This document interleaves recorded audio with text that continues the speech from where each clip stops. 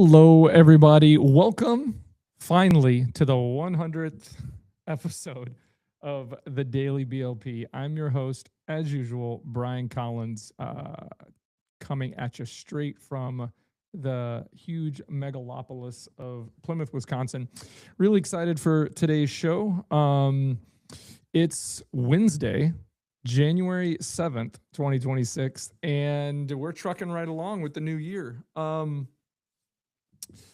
Kind of interesting. Tomorrow we're going to have a guest, so I just wanted to chat about that a little bit. Our guest is going to be our brand new team here at Panacea, team member here at Panacea Smart Solutions. His name is Brandon Gross. He's going to be in on the show, and we're going to talk to him a little bit about his past, present, and hopefully long future with our humble little company here. So, no, today's been a good day. It's the middle of the week. Tidying up a few things, doing a few more things to get ready. I've got a big proposal that I'm getting ready for a client of ours that's asked for kind of a new line of service that we provide in the realm of virtual assistants and kind of outsourced. It's going to be more of an outsourced call center type role. We do some of that work for our clients already. And I don't even think they knew that we could do that, but they reached out because it's an issue that they're having trouble keeping their internal call center staffed. So we're going to be looking at hopefully helping them with that, with some of that stuff.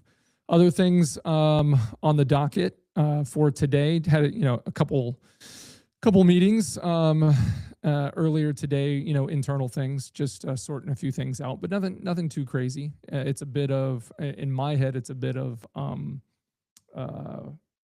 what I call, it's kind of like the day after Christmas. For a day when I have a big presentation, the next day is always like, I'm still in this mindset where I'm still decompressing from all that, kind of all the internal stress that I produce and getting ready for something like that. So, but it's on we go. So, started a new book today. Finally, I got it for Christmas for my wife. Thank you, hon, for getting this for me. It's just something that I've been digging into the last month or so, but I'm finally digging into the book. So some of the concepts I'm familiar with, but the book does a good job of diving straight into it because as a marketing service side of our business, that's the approach we're taking because it just makes so much sense. So as we move forward and we start applying these things to our messaging as well as our clients, we're going to see lots of leaps and bounds of success when it comes to generating actual engagement from potential customers and turning that into real revenue. So excited about that. But enough about Panacea. Let's talk about what's going on in the world of small and medium-sized businesses today. So what's happening today in the world? Well, apparently there's some optimism towards growth in the small business market. There's a new survey that found that 68% of mid-market and 64% of small market businesses, they're pretty confident about their future in 2026. And they're anticipating investing a lot more money to back that revenue growth. And so they're also looking at investing a lot into enhancing efficiency. Moving right into the next thing, probably by adopting some AI type things. So one of the next things that's big in SMB news today is AI adoption. With the increased focus, many small U.S. small businesses are already using it for things like simple tasks, writing emails, or analyzing data. May throw in a spreadsheet in there and asking it to, hey, analyze the spreadsheet and give me some numbers. But that trend is now shifting to experimentation with integration and strategic use on core business functions, or maybe things that people can do. And as far as our business goes, that's true.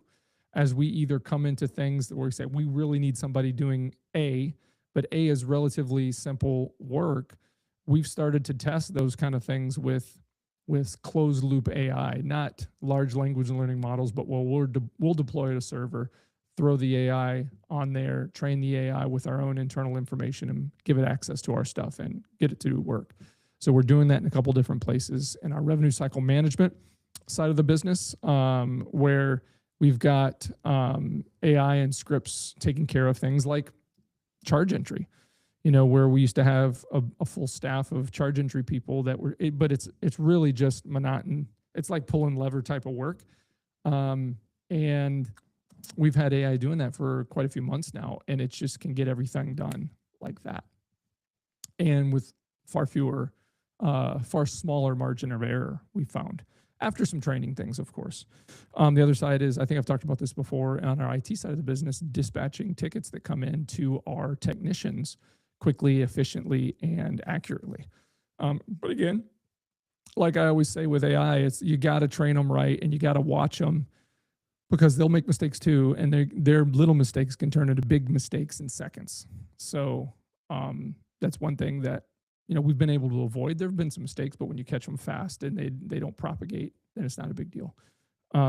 So we've been using that dispatch AI, I think, a couple months now, and knock on wood, we haven't had any issues. Where we've had one issue, and that was within the first couple of weeks, in regards to one of those errors that I was alluding to before, where a client came to us and said, "Hey, I put in this ticket a while ago and I haven't got a response yet from anybody." And that's very unlike us.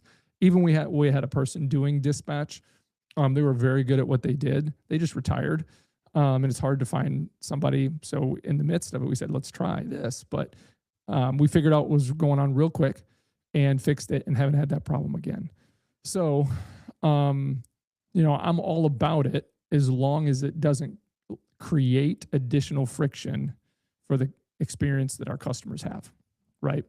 If AI enhances our efficiency, saves us money, but creates additional friction and issues for our clients, that's a problem. The AI's got to go.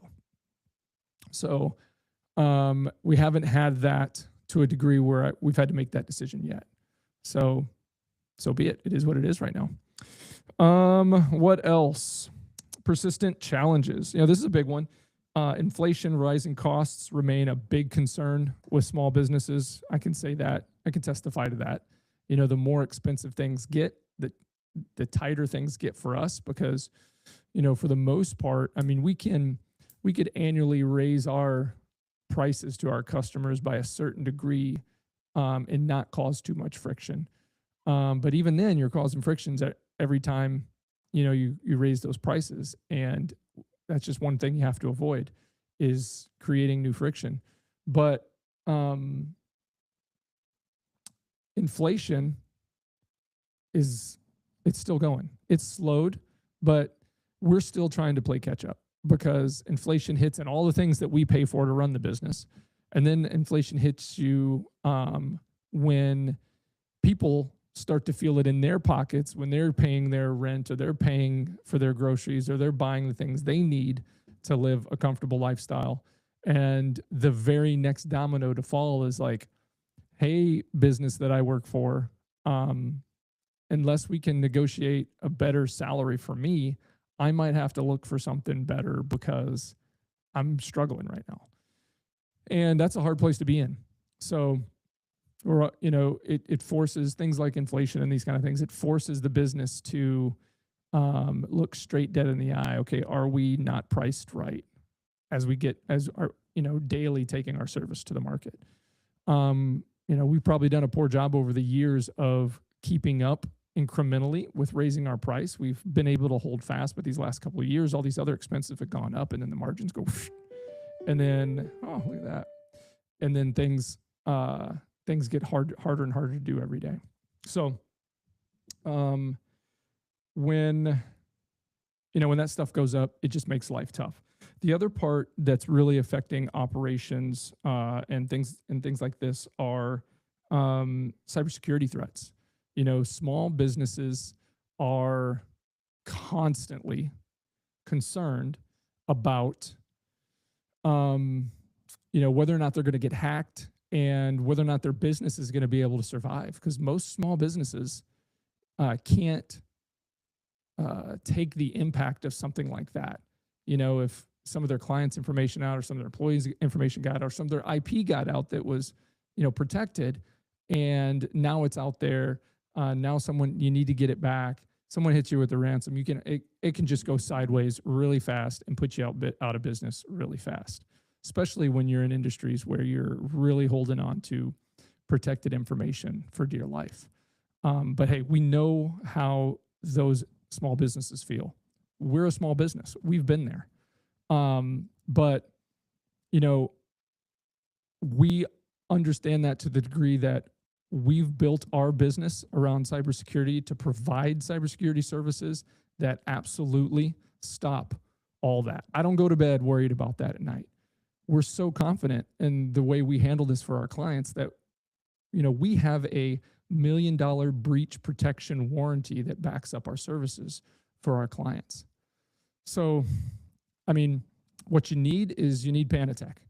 You need what we have, and the right thing to do is reach out to us. Go to our website, panatechexperts.com/contact. Give us your name, your email, your phone number. We'll reach out to you. We'll connect, and we'll get you started. We'll set you up with a cybersecurity protection program that will guaranteed help you sleep at night, because you're not going to be afraid anymore that your business is going to be taken down by somebody out there, you know, nefariously sitting in their parents' basement, hacking into your stuff and stealing it. So, or not, and, you know, just continue to be where, you know, small businesses like us are when we're not sure if we're protecting it or not. We'll just gamble with it and someday have to deal with that. So anyway, moving on, other topic, policy and regulation. So government policy uncertainty, including things like impacts of tariffs and new federal and state level compliance rules. You know, in our world, especially on the revenue cycle management kind of thing, every year, this time of year, insurance carriers or Medicare, Medicaid, who we have to be like 100% knowledgeable about what they're doing, they make big changes. And if we're not on our game and paying attention, and we continue to do things like we did in 2025 for our clients regarding those things, then our clients will suffer. And then we'll suffer, not only immediately, because if they get paid less, we get paid less, but they're only going to suffer for so long before they go a different direction. So those things do matter. So this is continuing to be a factor affecting things like operations profitability. It says here that House Republicans are moving to repeal proposed Biden-era heat safety rules, citing burdens on small businesses. I don't know anything about that. I'm not aware of any heat safety rules that we have to deal with for my business. So sorry if I'm ignorant about what's going on with that. Hey, if you know anything about what that is and you've dealt with that, let me know in the comments, and I'll see what I can learn. Moving on, financing and support. I talked about this a few days ago on the show, but non-traditional financing sources, like what we covered the other day, things like PayPal and things like that, and some other things. Online lenders are growing. These things are starting to really sprout up because they're offering, you know, faster credit and loan solutions to people like us. So if people can lend to us quicker, we can make bigger changes in our businesses. Other things too, government programs and grants, things like SBA disaster loans. Again, I want to make the caveat, SBA doesn't loan anything. They back the loans from the bank. But there are disaster loans out there that will fund your business if you have services that can help out with things that are going in and around areas where there's been big disasters. One big example would be like the Baltimore Bridge collapse. That's going to affect a lot of different things. That disaster probably messed with a lot of people's lives, a lot of businesses' lives, a lot of infrastructure, a lot of things implied there. If you're a business that can help in any way on the probably thousands of different things that need to be serviced in some way because of what happened, then you might be one of those businesses that could receive some of these government grants and loans and stuff to do that. That could help you provide these services, gain more experience, gain needed revenue outside of what you're given through those loans and grants to kind of push your business forward. So make sure you look into those things. Some recent trends. Labor market is tight. Business, we're definitely competing for skilled employees. It's tougher and tougher to find good people. But I will say, this last go round, in the last couple months, we hired 2 new people. One person as a full-time employee that works full time for one of our clients from our office. It wasn't hard to find her. We got quite a few competitive, experienced candidates for this role. We feel like we got the best one, which is fantastic. She's doing a great job, by the way. And then I just hired, Brandon, who's going to be on the show tomorrow, and we got lots of applications. Now, most of them were people looking to change careers and get into like an entry-level sales role, and that's not what I was looking for. I was looking for someone with experience. Most of them didn't have. The ones that did, I think I ended up doing about 5 or 6 interviews. I probably should have done about 15, but all those other people didn't show. They scheduled but no showed. Their loss, I guess, not mine. Ended up finding 2 people that we did 2 interviews on. Brandon accepted the role. The other person, unfortunately, he seemed like a good fit. We offered him the role. I don't know, maybe he didn't like, the wage or the commission or something, structure or something like that. But he kind of ghosted us. He didn't say no. He just never returned any calls after we said, hey, we got a seat for you here. So that's that. But again, it's not easy. It's not easy to find good people. It's not easy to find people that are willing to stick with you once they get going. A lot of the times they're like, oh, I didn't know I was going to really have to work. I'm out. But sometimes, and it seems like so far we struck gold with our last 2 hires. So super excited about that. There's a trend on here about sustainability. Listen, I giggle. I'm going to read this. It says consumer and employee demand for environmentally responsible business is growing, making sustainability not a non-negotiable part of business strategy 2020. I don't know if someone's on the back end of this AI that did this. This is from Google, making sure to shoehorn this in here. But I'll tell you, I've never had one person that I've interviewed in over 9 years in this business that we started that has asked me questions about my sustainable business practices. And if I don't have certain sustainable business practice, they're not going to work for me. Maybe this is a big deal for big corporate people that are hiring people right out of college and they're fresh out of some stupid class that says that's important. Now listen, don't get all bent out of shape if you're someone watching or listening that says Brian doesn't care about the environment and sustainability. Yeah, it's important. Don't litter. Don't, do stupid things to animals, to the environment that's going to get people sick and do bad things.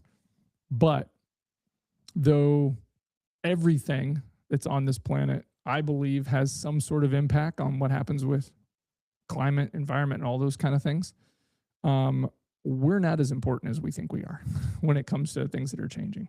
We don't have the data for the last thousands and thousands and thousands of years of what weather patterns have been to know whether or not this winter is the collapse of all humanity because temperatures are different than it was last winter or winter in the last 10 years. So I'm not going to get too far down that, but I can tell you one thing.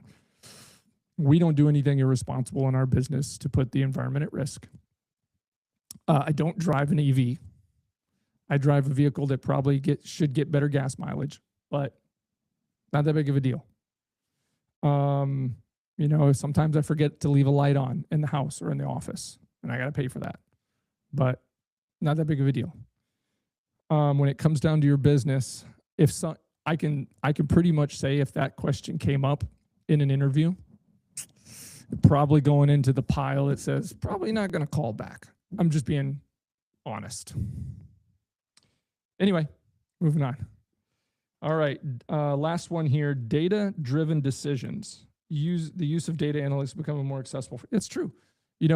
AI is changed the game when it comes to getting access for a business like ours, or maybe like yours if you're a small business person watching, to get access to some relevant data quickly. Now, it's not always perfect because AI doesn't always give you the perfect answer.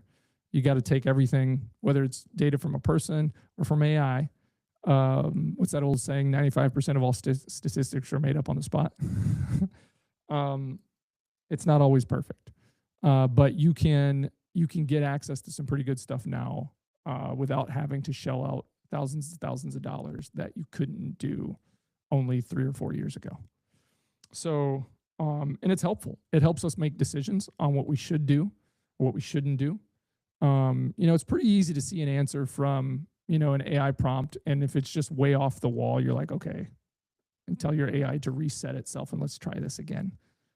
But it definitely is helping owners of businesses move from, sometimes gut decisions to more informed real-time decision-making strategies.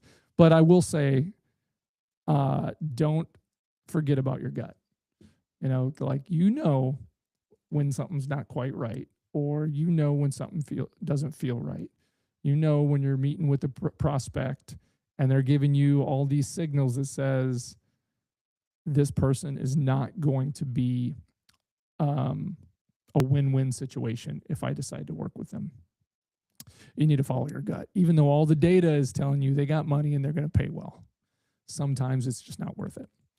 So I think that's about all I've got today. How'd we do for time? I think I'm wrapping up. Oh, yeah, good. This is where I'm trying to get to anyway. I'm trying to get close to around that 20-minute mark. I know you guys only have so much time, and there's only so much blabbing I can do up here. So I think we're going to call it on today. That's episode number 100 of the Daily BLP. Thank you guys so much for tuning in today, or maybe it's a few days later. I don't know, but I appreciate you guys. There's a lot of things you could be doing with your time. I appreciate that you choose to spend a couple minutes every day with me. All right, we'll talk to everybody tomorrow. Don't forget, special guest, our brand new Panacea team member, Brandon Gross. Everybody, take care. We'll talk to you tomorrow.